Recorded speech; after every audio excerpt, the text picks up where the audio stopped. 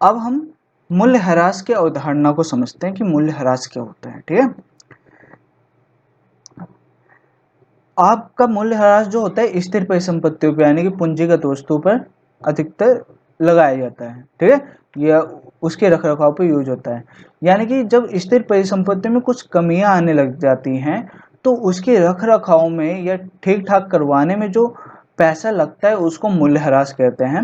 मगर इकोनॉमिक्स की लैंग्वेज में हम क्या बोलेंगे, जब स्थिर परिसंपत्तियों का इस्तेमाल किया जाता है तो उसके सामान्य टूट-फूट, आकस्मिक हानि यानी जो एकदम से होने वाली हानि और प्रत्याशित अप्रचलन के कारण जो मूल्य में कमी आती है, उसकी कीमत गिर जाती है। यानी कि अगर मान लो मैंने पूंजीगत वस्तु खरीदी आज, ठीक है, उसको 2 साल यूज करके मैं तीसरे वर्ष में उसको बेचता हूँ, तो क्या वो वस्तु उसी मूल्य में बिकेगी जिस मूल्य में मैंने उसको खरीदा था? नहीं। तो उसकी और क्या वो उतना उत्पादन करेगी जितना पहले वर्ष में वो उत्पादन कर रही थी? तो उसकी वो क्षमता बनाए रखने के लिए क्या नाम है, हमें बनाए रखने के लिए उस पर कुछ पैसा खर्च करना पड़ता है उसके रखरखाव पे। उसको हम क्या कहते हैं, मूल्यह्रास आरक्षित कोष बोलते हैं। जो पैसा जो खर्च करते हैं उसको मूल्यह्रास आरक्षित कोष कहते हैं। ठीक है, तो मूल्यह्रास क्या कहते हैं, जो स्थिर परिसंपत्तियों की कीमतों में या मूल्य में कमी आ जाती है। ठीक है, किसकी वजह से? सामान्य टूट-फूट, आकस्मिक हानि, या वो वस्तु क्या नाम है, किसी किसी वजह से वर्तमान समय में यूज ना हो रही हो। ठीक है, या दूसरी डेफिनेशन आप ये लिख सकते हैं, सामान्य टूट-फूट, आकस्मिक हानि की सामान्य दर तथा प्रत्याशित अप्रचलन के कारण स्थिर परिसंपत्तियों के मूल्य में होने वाले हानि को मूल्यह्रास कहा जाता है। ठीक है, मूल्यह्रास को स्थिर पूंजी का उपभोग और अचल पूंजी का उपभोग भी बोला जाता है। ठीक है,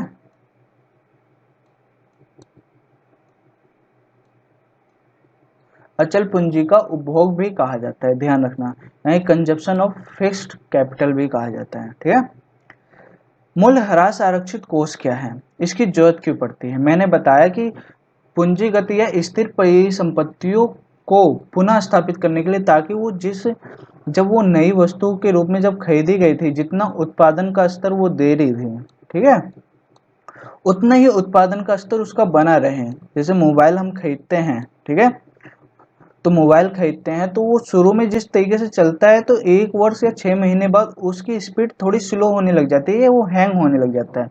तो उसकी इस प्रॉब्लम को कम करने के लिए हमें वो क्या नाम है, रिपेयर्स वाले को, फ़ोन रिपेयर वाले को दिखलाते हैं, ताकि वो दोबारा से उस तरीके से चलने लग जाए जैसे वो पहले चल रहा था। ठीक है, तो उसके ऊपर हम थोड़ा एक्स्ट्रा पैसा खर्च करते हैं उसकी बेटर परफॉर्मेंस के लिए। इसी प्रकार से उत्पादक जो है क्या नाम है, किसी भी स्थिर परिसंपत्ति जो होती है उनकी उत्पादन में जो यूज हो रही होती है उसकी बेटर परफॉर्मेंस बनाए रखने के लिए, ताकि वस्तुओं और सेवाओं का स्तर जो है, उत्पादन का स्तर बना रहे, उसको बनाए रखने के लिए वो क्या करते हैं, उसकी बेटर परफॉर्मेंस के लिए उस पर पैसा खर्च करते हैं। ठीक है, कोष खर्च करते हैं, पैसा। ठीक है, उसको हम मूल्यह्रास आरक्षित कोष कहते हैं।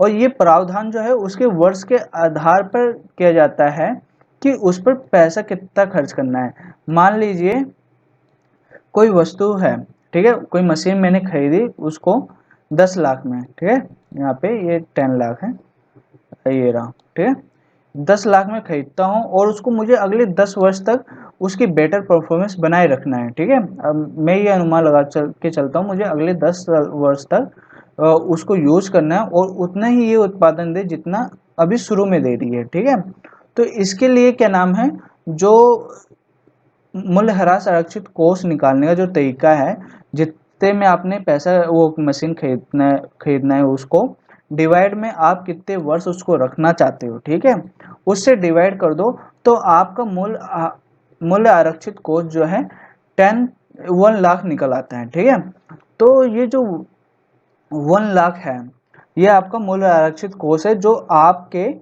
क्या नाम है उस समय काम आएगा जब क्या नाम है आपकी स्थिर परिसंपत्ति में, ठीक है, आपकी स्थिर परिसंपत्ति में कोई कमी आने लग जाएगी तो उस पे पैसा खर्च करने के लिए रखा जाता है।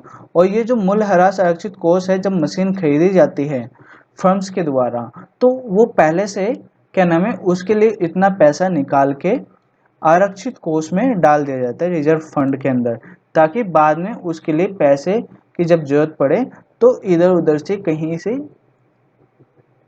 वो देखना ना पड़े कि हाँ भाई मेरे पास पैसा नहीं है तो किस तरीके से, तो वो प्रॉब्लम क्रिएट हो जाती है। ठीक है, अब जो हमारे मूल्यह्रास होता है वो हमारा जो होता है 2 से 3 कारणों की वजह। एक तो होते हैं सामान्य टूट फूट, यानी कि उसमें कोई प्रॉब्लम आ जाती है, टूट जाता है, कोई पार्ट खराब हो जाता है, वो है, तो उसकी कोई परिभाषा वगैरह नहीं है, तो सामान्य टूट फूट आप जानते हो। दूसरा जो है प्रत्याशित अप्रचलन। ठीक है, यानी कि जब कोई पुरानी तकनीक से वाली वस्तु चल रही होती है, उसके जगह पे नई तकनीकी वाली वस्तुएं आ जाती हैं, तो उसकी वजह से जो पुरानी तकनीकी वाली वस्तुएं होती हैं उनका अप्रचलन हो जाता है, उसको प्रत्याशित अप्रचलन कहते हैं। ठीक है, इसकी परिभाषा यूं लिखेंगे, जब स्थिर परिसंपत्तियों का अप्रचलन हो जाता है तब उनके मूल्य में होने वाली हानि को प्रत्याशित अप्रचलन कहते हैं। अब जैसे कि पहले क्या नाम है 2010 और 2000 से पहले जो है 2002 तक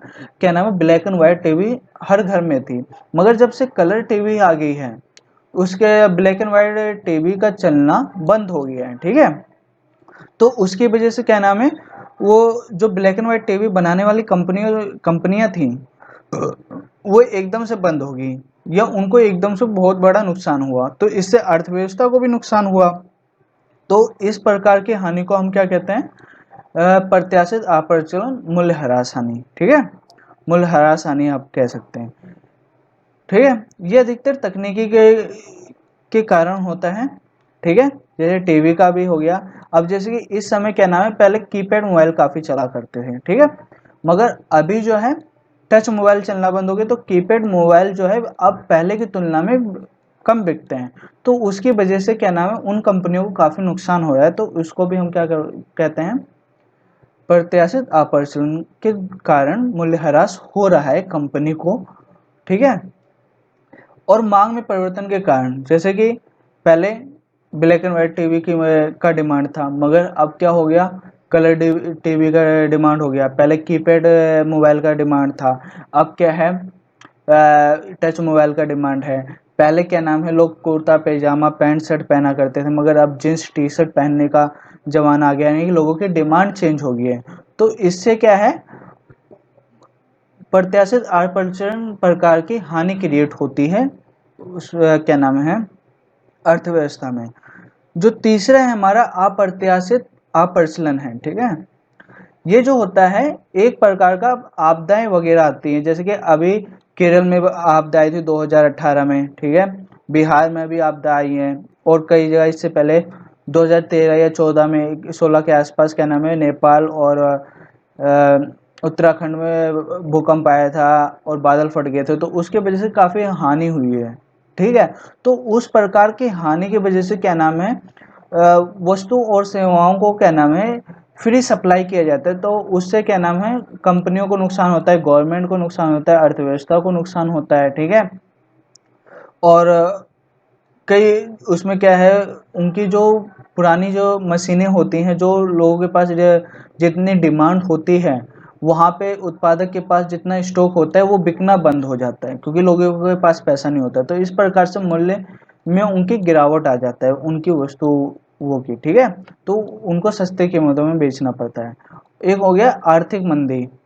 आर्थिक मंदी जैसे कि हमारी कोरोना पीरियड में आर्थिक मंदी आई, उससे पहले भी आर्थिक मंदी चल रही थी, तो उसके कारण से भी स्थिर परिसंपत्तियों के बाजार मूल्य में गिरावट आने लगती है। ठीक है, तो इस प्रकार से आपका मूल्य ह्रास जो है काफी वो उस यानी कि स्थिर परिसंपत्तियों के मूल्य में गिरावट आने लग जाती है, जिसकी वजह से उसके मूल्य में मूल्य ह्रास होने लगता है, यानी कि कमी होने लगती है। ठीक है, जो और वो उनको सस्ते कीमतों में बेचना पड़ता है।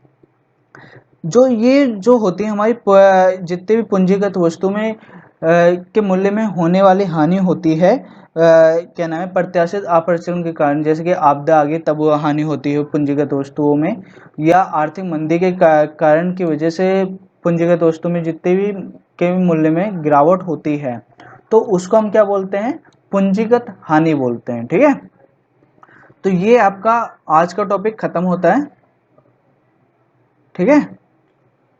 तो आप लोग चैनल को सब्सक्राइब कर लेना, और नेक्स्ट टॉपिक हमारा होगा स्टॉक और प्रवाह, और चक्रीय प्रवाह क्या होता है, इसको पढ़ेंगे, ठीक है।